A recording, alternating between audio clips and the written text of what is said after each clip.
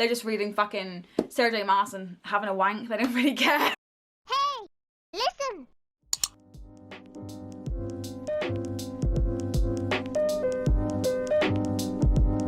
Hey besties! I've never called you besties before, but you're my besties, so hey besties. Welcome back to the channel, no matter where in the world you are from.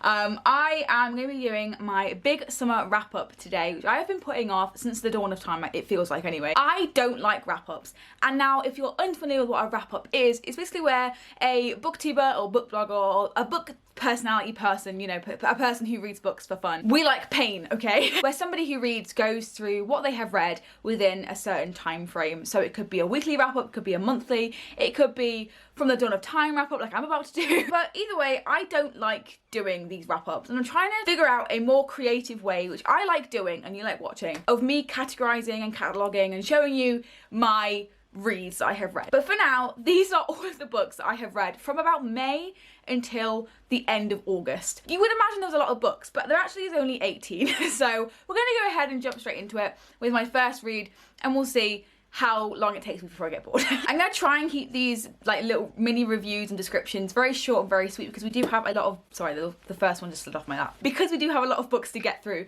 But the first one is Attached by Dr. Amir Levine and Rachel S.F. Heller. We start my big summer wrap up off with Attached, which was recommended to me by my therapist when I was in therapy. And it's essentially basically like a book all about relationships and attachment, and the attachment styles we form in childhood and our adult life, and how they both impact our adult relationships. This is very interesting to me because I figured out that I maybe in the past have had an anxious attachment style, and the more that you know about being anxious and what kind of triggers your anxious attachment style, the better that you'll learn to stay away from those behaviours and the people who trigger them. So yeah, this really helped me move towards more of a secure attachment style with still anxious tendencies, because I don't think I'll ever get rid of my anxiety for good forever, but it sure did help me, like, you know, cut loose some of the attachments in my life that weren't secure and help me move to more of an overall secure outlook on life. If you haven't done like that much research into it, I will leave all of my Goodreads reviews for these books down below. But I did read this and it was kind of life-changing. I think I gave it a 5 out of 5 stars, and I really would recommend reading this to figure out more about your attachment style and where you fit. The only bad thing really I have to say about this book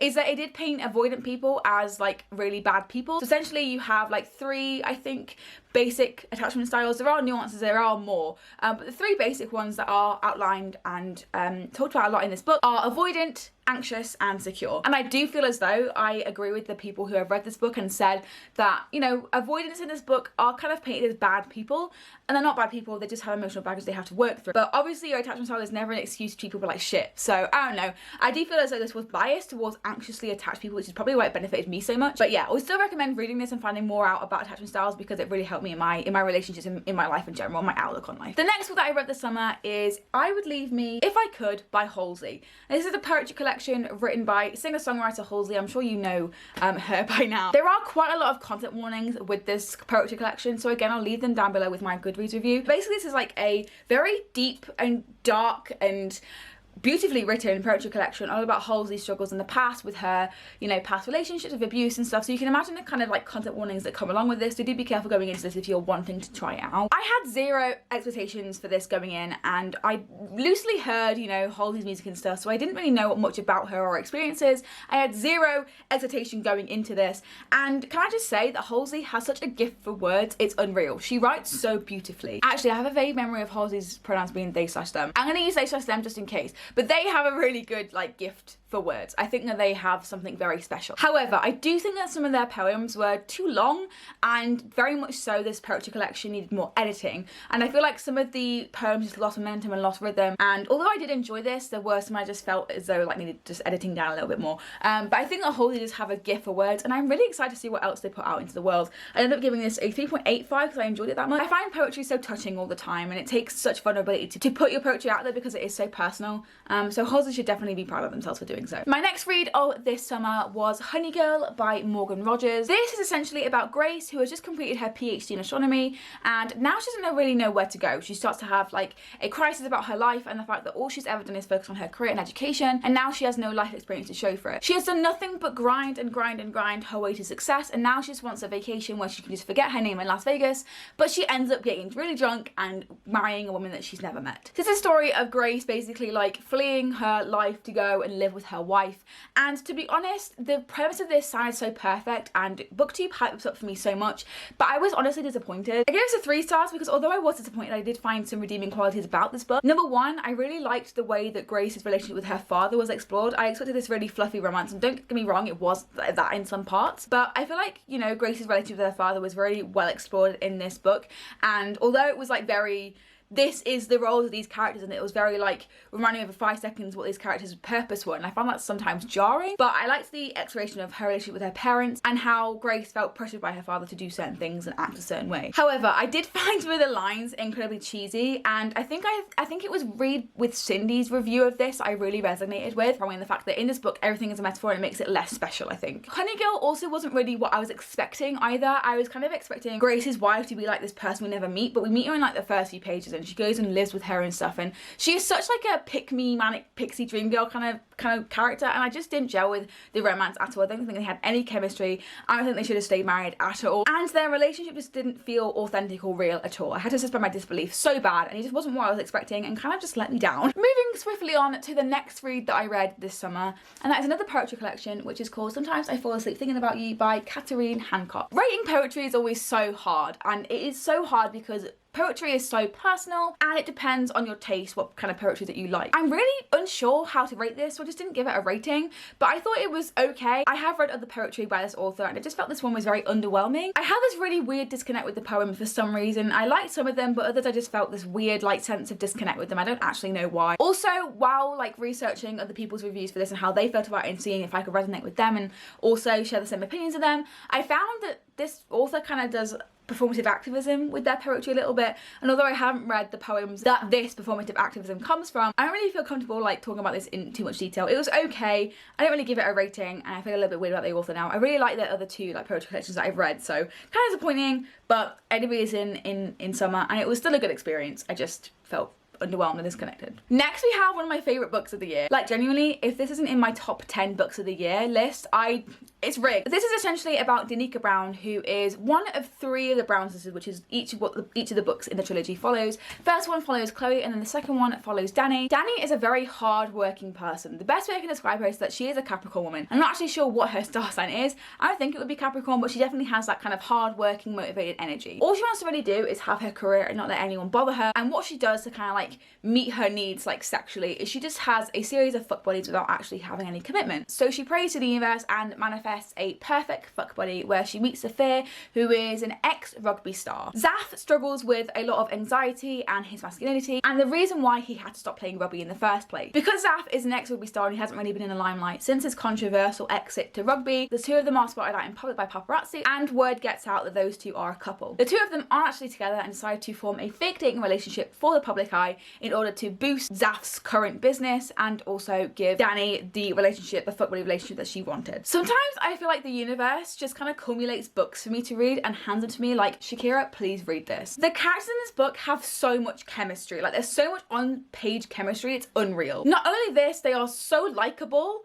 even in unlikable circumstances, and they all have such in-depth, great, worthwhile stories and so much character development by the end. I feel like this target audience for this book is majority women, and you wouldn't really expect to see such a great representation of masculinity in this book because women are going to see this instead of men, but I really hope some men at least will consider reading this because Zaf is like the perfect example of masculinity and how to kind of like deal with it in a way that you still celebrate masculinity, but you don't let it take over your mental health. And I've just found that such a good rep in this book. I found it so amazing and beautifully written and well done. I also feel like, going back to Attached, which is the first book that I read this month, that this book kind of explores the attachment style of someone who is anxious and someone who is more like has avoidant tendency. I really enjoyed that dynamic in this book and how that is cleverly explored between Dani and Zaf. I just loved it. I thought their chemistry was so good and I just swooned for them so fucking bad. I think the only 2 things I can really say about this book that are vaguely criticisms is that it is very smutty, and I'm kind of still weaning myself into what adult romance is like. It is very sex heavy, so do be careful if that's not something that you're very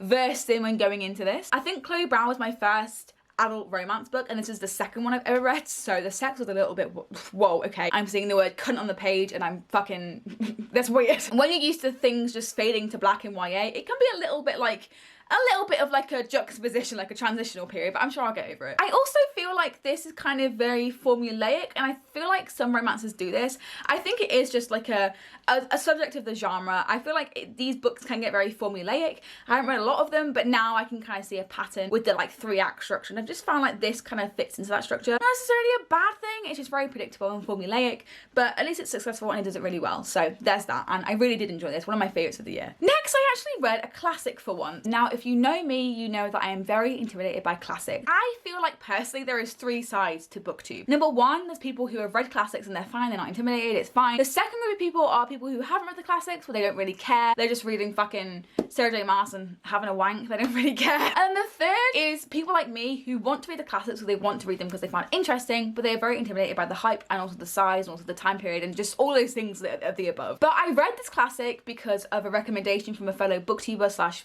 personality online, and that is Rebecca by Daphne du Maurier. This book was a fucking roller coaster of emotions. Oh my god. So this is about our main character who doesn't have a name. Like, she just is completely nameless until she marries Max de Winter and becomes the next Mrs. de Winter. So I'm gonna probably like refer to her as Mrs. de Winter, like our main character. So Mrs. de Winter moves in with Max in his very notorious, infamous building, his mansion, and she thinks that she's living up as his new wife because he's very attractive and she's younger than him and he's old and wise and has all this experience and loads of money. But then she realizes that being married to Max isn't as like great as she thought it would be, because she is constantly living in the shadow of his ex-wife Rebecca, who has died mysteriously. Rebecca's death was never really like uncovered or anything for the time. Obviously they didn't really have the means and the equipment to find out who killed Rebecca, but that investigation is still ongoing as our main character, Mrs. de Winter, finds herself navigating a life that is already made for her. I gave this a 4 out of 5 stars and I absolutely loved this. I thought that the fact that the main character doesn't have a name was beautifully done. I think it was a very interesting way of writing the story,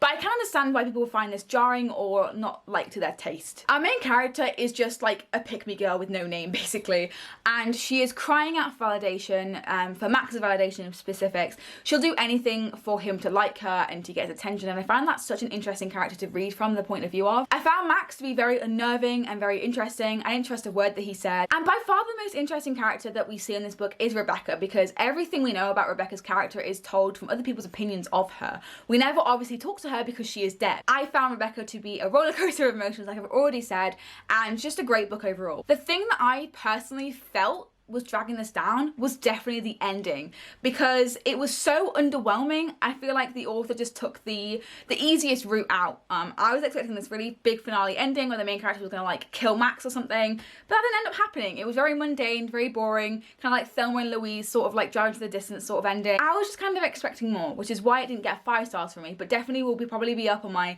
favorites of the year, if not like an honorable mention, because this is so good. Like, it was such a good classic, and it kind of made me want to read more and just not be intimidated by them, because they're just books. It's just words on pages, like dead trees. Like, come on, Shaq. Don't be intimidated by words. Our next book is a reread that I decided to do this summer, and that is The 7 Husbands of Evelyn Hugo by Taylor Jenkins Reid. This was a reread for me. I ended up giving it a 5 out of 5 stars, which is a star higher than I gave the last time I read this, the first time I read this. So if you haven't heard of Evelyn Hugo already, it is about 1950s, I believe, starlet Evelyn Hugo, who is living her life in a lavish luxury after she has painstakingly made it in Hollywood. She has 7 husbands to kind of keep her afloat, and it's just basically the story of her navigating her life as a Hollywood starlet. We follow 2 perspectives with her. We follow her in the 1950s in real time, kind of living out her husbands and her life. And the second perspective happens more of like a modern day timeline, where Evelyn Hugo is in her, I think it's her 80s, but she's very old. She's kind of at the end of her lifespan, and she has employed Monique, who is a journalist, to write her life story for like an exclusive book deal sort of thing. So we are kind of like living Evelyn's life through her and also through Monique, because there's like a massive plot twist with Monique, and it is just, I never see it coming every time. It gets me every time, that scene. There is also some great characters in here as well, with great representation. We've got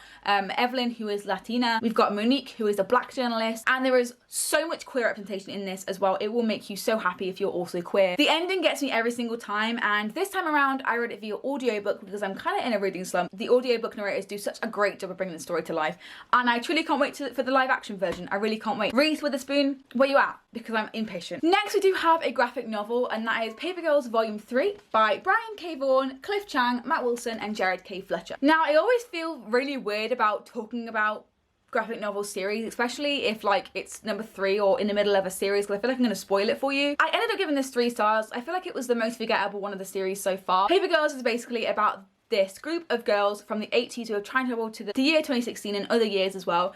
They're encountering aliens and time travel. It's very sci-fi, fantastical, and it's very heavily rooted in childhood, the inner child, and LGBT issues. I think it's very enjoyable, it's very colourful, it's a very good story, it's a very good art style, it's absolutely beautiful. Like, look at that, it's absolutely stunning. But this one was kind of just forgettable to me, and I'm not really sure what else to say about it because I have kind of like forgotten about it already. I'm excited to carry on with the series, but I don't think I'm going to be eagerly like reaching for the next installment like I was with the first 2 installments of the series. But I still am interested in finishing it, probably just not yet because this one just kind of let me down a little bit, just a little bit. Next we have a reread that I talk about on my channel fucking loads. I might as well rebrand my social medias to just being a fan club of this particular book, and that is Scythe by Neil Shusterman. I am not going to talk about this in great detail because I have a review on this, I have a Goodreads review, I have basically talked about this till the ends of the earth. I won't talk about this too much. I gave it a 5 out of 5 stars. Again, it was a reread. I love the characters. I love this book to death, which is a little bit of a pun. When I reread this series in particular and this book, it just reminds me why I love to read, because it is such a calculated, clever world that is just unmatched to anything else I've read. I was actually buddy reading this with somebody and it kind of just fell apart. We never finished it. We aren't even friends anymore. Like, we're not talking anymore. So in like kind of like an empowering move, I decided to go ahead and finish this all by myself. We got to like page 200 together, and so I read the last like 200 pages by myself, and I felt just so good finishing this finally because it's been on my Goodreads for fucking ages, and it just made me come out of my reading slump and really bad mood and bad just everything in life, and it just reminded me why I love reading and why I love writing. It just is so good. I would recommend this if you haven't read it already. Next we have a book that kind of changed my life, I won't lie to you, and that is The Fuck It Diet by Caroline Dooner. I ended up giving this a 3.5 stars for many reasons, but it is basically a fuck it diet. Caroline Dooner has experienced eating disorders in the past, and so I decided to read this and pick this up because I am also in recovery from an eating disorder. And essentially what this book says is to just go on a fuck it diet where you eat whatever you like. If you're not restricting yourself, you won't feel the need to binge, and so you will return to a healthy, happy weight and a healthy, happy mind. The writing was fantastic. It felt such on a personal level with Caroline Dooner and her experiences. And the science that Caroline Dooner was describing, very interesting, and it was kind of like befounding to know that I was being validated in science. It wasn't all in my head for once. Like, my body was experiencing these changes that other people have experienced before when recovering from eating disorder. And I just felt so validated by this book. As much as this book helped me, I couldn't help but think that Caroline Dooner is naturally skinny. And so I feel like she does have a little bit of that thin privilege. People who are either mid-sized or plus-sized who are recovering from an eating disorder do not experience.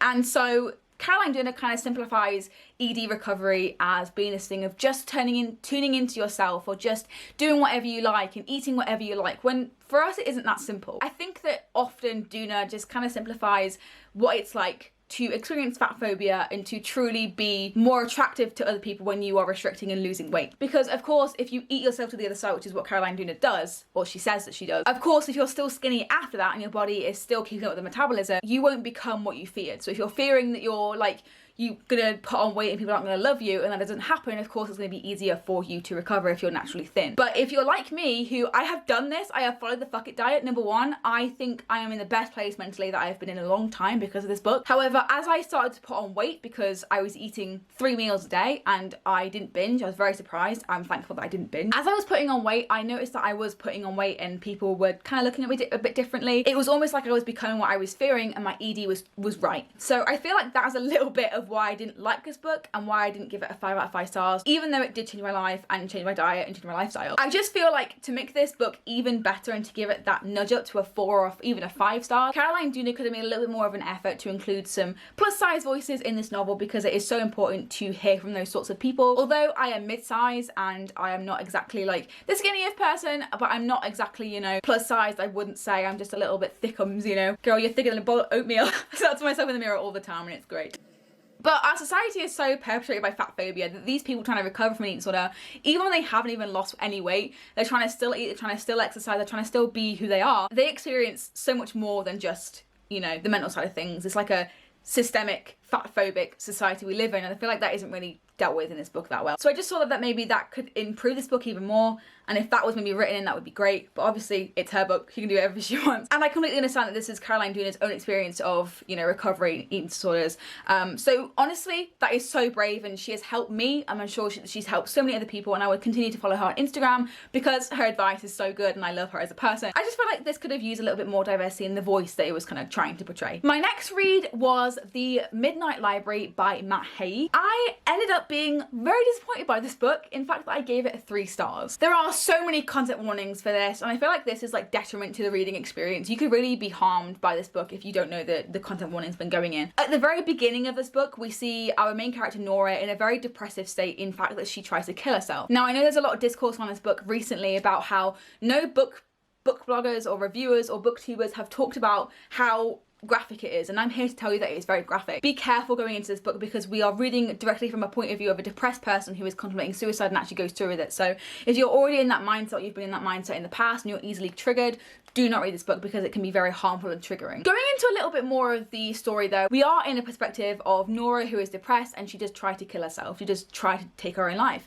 And so she is left in this kind of purgatory of the Midnight Library, where she is able to read her life in so many different ways, and if she'd have done the things that she regrets, and how her life would have turned out. Would it have been different? Would it have been better? Would she have enjoyed it more? So she essentially gets to live out different versions of her life in like parallel universes sort of thing, and I find that just such a cool concept. Again, like the fuck it diet, I think that the messages of this were absolutely A-star. This could really help somebody if it got in the right hands, but if it got in the wrong hands, it could really harm them. I think the rep of anxiety and depression was good to a point until it got to the end. I found that the ending was very rushed, where Nora had this sudden realization, this revelation that she suddenly just realized because she lived all these lives and it was the only way to save herself from the crumbling Midnight Library, that she actually loved her life and she wanted to go back to her original one. And I just feel like a lot of people with anxiety and depression and suicidal thoughts in the real world do not have this revelation just suddenly, like just because their life is suddenly in impending doom. The Midnight Library does make the point of like some people who try and kill themselves don't actually want to die, they just want the pain to stop, they want their suffering to come to an end,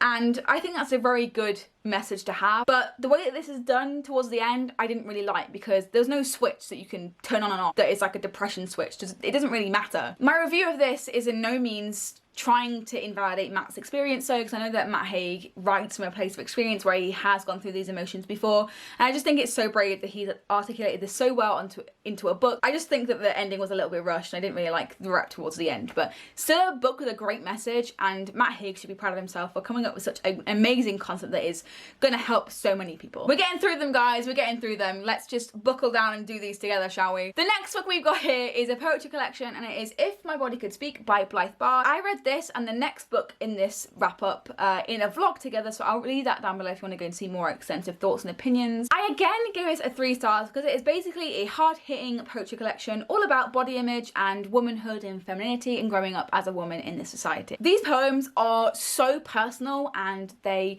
really cut deep. When I say hard-hitting, it is so hard-hitting. For me, I did find some of the writing structure to be a little bit off, and some of the choice of words were just a little bit meh. It really made me like pull out of the reading experience.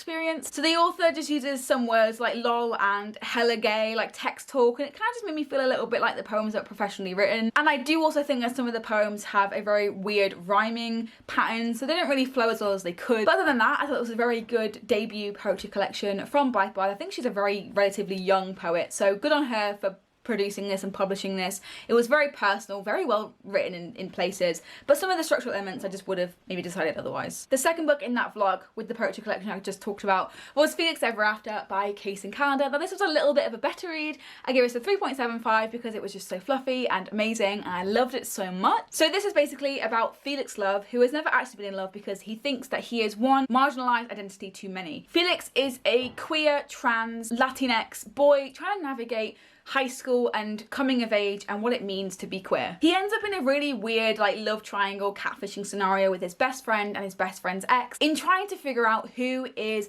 plastering their dead name all over social media and also pictures of them pre-transition. I just thought I'd read from the back here. It says, Felix Ever After is an honest and layered story about identity, falling in love and recognizing the love you deserve, which I think is a very accurate representation of what this book actually is. I really enjoy the representation in this book. We find out a lot about what being a demi-boy means, we find out a lot about the trans struggles that Felix goes through, and also other identities on the queer spectrum. Felix's character growth is so good. It's unlike any other character in any other book that I've ever read. He starts from being this confused man to somebody who is so comfortable in their identity, it is unreal. Like, they know what kind of love they deserve. It doesn't matter if they haven't got that much experience, they will go out and love life anyway. And it is just so beautiful to see because you're really rooting for Felix from the beginning. The only thing that I didn't like about this book and why it dragged it down from being a 4 stars would probably be because the love triangle element just didn't really feel realistic or authentic to me.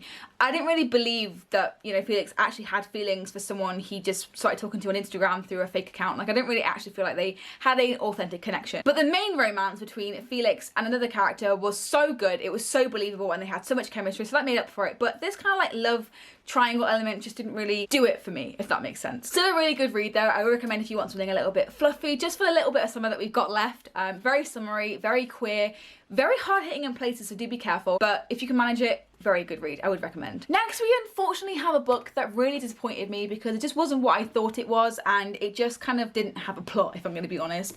And that is Last Night at the Telegraph Club by Melinda Lowe. I have heard so many good things about this book on Booktube and other places on the Bookstagram, but I just had a DNF because it didn't feel like it was really going anywhere. So essentially, we are following 17-year-old Lily in San Francisco as she is a Chinese-American girl kind of navigating her life and coming of age. This is a historical fiction book, which is probably why I didn't like it as much, because I don't tend to like historical fictions. I'm very picky with my historical fictions. I have heard this is very historically accurate though, implementing the Red Scare and the space war, like the space race or whatever it's called.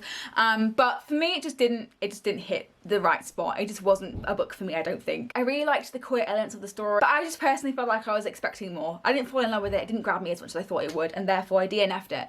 If you want to try this, then go for it, but personally, just wasn't one for me. That's okay. The next book we have in here, which I really enjoyed actually, I gave it a 3.75, so quite high to be fair. Almost a 4 stars, and that is Blackout, which is by Danielle Clayton, Nick Stone, Tiffany D. Jackson, Ashley Woodfolk, Angie Thomas, and Nicola Yoon. So this is essentially an anthology written by a bunch of black authors, which take place around the same party in Brooklyn. But unfortunately, the characters have to navigate, you know, their daily lives and, you know, what they're doing on the day when there is a blackout which prevents them from getting to said party. So each of these authors has a different take, a different story with different characters, and I thoroughly enjoyed it. I thought it was such a quick read, an easy one at that, and all of the stories felt finished despite this anthology of short stories being so short. The only thing that was really holding this back for me from getting a 4 or even a 5 star was the repetition of the stories. It felt like they became very formulaic and therefore were very hard to believe and suspend my disbelief a little bit, because it kind of felt like, you know, it was the same short story just with different characters and different scenarios. It just kind of felt like it was very formulaic. So we'd have character A who was fawning over character B, and then they'd meet character C because of the blackout, or their relationship was being exacerbated by the blackout, and so character A would end up actually in the end with character C and fuck off character B because they deserve better. It felt like that kind of like storyline was being overused in this collection. It was still really fun though. I still really enjoyed it, and it kind of like showcases some of the excellence in you know, black publishing we have right now. So definitely go ahead and pick this up and read from all the authors that are featured in this, because they are simply phenomenal at their job. They are such good writers, and I couldn't hype this up enough. Apart from like, it was very formulaic, but still really fun, still easy to get through, and definitely would recommend. Our next book is Cemetery Boys by Aidan Thomas, another one of my favourites this year, I think. I ended up giving it a 3.5. So this is all about Yadiel and Maritza, who go on an adventure to try and prove that Yad is a eligible brujo and not just how everyone else sees him. Yadiel is a trans man living in this Latinx-inspired mythological world, and basically all these people keep going missing from their community, and Yad would really like to prove himself as a valid and rightfully brujo by finding these people with the other brujos. While trying to raise the missing people from the dead, Yad and Maritza, his cousin, summoned the wrong spirit from the dead. And so the three of them, who is Julian, Yad and Maritza, they all go on this massive adventure to try and solve where the people are being missing from, including finding Julian's own body. The audiobook experience of this was phenomenal. I would very highly recommend, if you're reading this for the first time, or even if you're not, to read this by the audiobook, because it is so well done. It is so rooted in, you know, Latinx mythology and the events and celebrations that come with that. The characters who are kind of navigating this world are so important, and they all have different flares to their lives that are so believable. And honestly, the three of them just going around and solving puzzles, character developing. I just wanted to be their friend and beating on all their jokes and just kind of follow them around forever. However, this is something that I picked up on, and it seemed like a lot of people also did with their Goodreads reviews, is that it's kind of very much so character heavy. And I was often forgetting that there was so many stakes that like men were going missing from the town. There was just such a disconnect from the plot within Cemetery Boys. I feel like it was very character driven, which is fine, but the plot seemed too big of a deal for it to be that way. It was secondary to the characters when it shouldn't have been, because it was such a big deal. Like, people are going missing and being killed. But yeah, I did really enjoy this anyway, despite the disconnect from the plot slightly. I really enjoy the characters. I'm a sucker for a good character. I love the mythology elements, and I loved exploring life with these three characters. I love them to death. Highly recommend. I gave it 3.5 stars. We're on to the last two books now, people. It's happening. It's gonna happen. It's coming. The next book that I read this summer was Across the Green Grass Fields by Shauna Maguire. I ended up giving this a 2.75 because it was one of the most disappointing reads I think I've read this year. So if you didn't know, then this is a series of books by Shauna Maguire called The Magical something. I don't actually know. Essentially, these books exist in a world that is heavy in magical realism and urban fantasy, where basically these like children who are struggling in their daily life are presented with these magical doors in order to escape from their realities. But essentially they get spat back out of these magical worlds eventually because they aren't adults and they can't decide whether they want to be in the real world or the magical world. So they are spat back out and they have to defend for themselves after they've been missing for quite a long time. The majority of the series does take place around Eleanor West's Wayward Children's School something. I can't remember the exact name of it, but it's basically like a school of children that have been kicked out of their magical homes and want to go back sort of thing, and they're trying to integrate them back into society. Occasionally these books will flip between that like school perspective and then the perspective of the actual children in their world, and this is one of the books that is actual children in their actual world. So in this installment we do follow Reagan, who absolutely loves horses and equestrianisms. She loves riding horses, she loves like nature, and she just wants to be a part of it. When she learns from her mother that she is actually intersex, she starts to get like picked on at school, and she falls from being really popular to being very not popular. And this is where she finds her door when she stumbles across Hooflands, which is basically a land full of centaurs and horses and mythical creatures that really value humans, and they think that they're heroes and sacrifices and stuff. I don't fucking know. I love the representation in this. I have never read from an intersex point of view before, and it was really interesting kind of like learning alongside Reagan and about her genes and what it means. But I do feel like this representation did fall apart, and suddenly it wasn't really relevant to the plot anymore, and that's kind of the only redeeming quality this book had, was representation. The writing was great as usual, but I just feel like this book in particular just needed a little bit more development from Shauna Maguire, and I just wanted to see more. I just wanted more, to be honest. And last, but quite not least, we have the first Percy Jackson book, which is Percy Jackson the Lightning Thief by Rick Riordan. I read this for a vlog extremely recently, so I'll leave that down below, and I won't really go into all of my thoughts when discussing this book, so you can go ahead and watch the vlog if you really want to, but I will go through just really quickly like a summary. I ended up giving the first Percy Jackson book a 3.85. I absolutely loved Percy Jackson's point of view in this book. I found him extremely funny and charming, which led to some really cool moments with the gods and also his sidekicks Grover and Annabeth. I love the subversion of the chosen one trope. I feel like Percy just completely like juxtaposes other chosen ones we've got in this sort of like trope and genre, and I feel like it was just so refreshing to read about. I'm not really someone who is incredibly versed or knows a lot about Greek mythology, and I was really worried when going into this that I wouldn't get the story and I wouldn't be immersed, but that wasn't really a problem. So if you're gonna read this and you feel the same way as me, you have the same troubles, then don't worry, because this book is like a learning curve for people within the Greek mythology world, so I wouldn't worry too much. That was like a breath of fresh air as well. The only two things I feel like were holding this back from being a 4 stars or even a 5 stars was the convenience of the plot. I had to suspend my disbelief so many times, and also the pacing was a little bit off as well, and it felt like just a lot of the pace and the things in the story were happening purely for coincidence, just to propel the story along. But I think what you have to keep in mind when reading Percy Jackson and every other YA story, being an adult, it does sometimes be that way where younger readers won't really think twice about these things happening by coincidence, but I am just picking up on them because I am quite a sophisticated reader at this point. I still did enjoy this, and it is popular for a reason, and I will be continuing on with the series, but this one just, I felt like the pacing and the coincidence aspect really got on my nerves. But again, I am a sophisticated reader, and I can really see why this is so popular within young adults. I really can. Well, there you have it. I'm finally done. That was the big, massive summer wrap-up of 2021. Those, I think, are some of the books that I read in summer. I can't bother to go all the way back to when I last did a wrap-up, which is within like March or something. If you would like to keep up with the rest of my reads throughout the rest of the year, or if I haven't done a wrap-up and you're really curious about what I'm reading and what I have read, you can always check out my Goodreads down below. Every single book in this list should either have a Goodreads review or a vlog, so I'll leave them all down below where I can find find them. But yeah, that is all from me. I really hope that you enjoy this massive summer wrap up. I hope that you're hydrating and keeping cool, because I am really hot right now. It could actually be really cold when I'm uploading this, but if it is still warm, then make sure you're taking care of yourself. I'm really excited for this latter half of the year in terms of reading, and also going back to uni as well. We're about to hit the fall and the autumn and the winter months, and I'm really excited for all of those and what kind of like my reading will look like. But yeah, that's it from me. I hope that you enjoyed this video. Give it a massive thumbs up if you did, and my channel is subscribed to see more bookish content. I hope that you enjoy any books that you pick up or any productive activity that you manage to do. Outros are hard, make it hard for myself every single time, but I will see you next time, hopefully. Goodbye.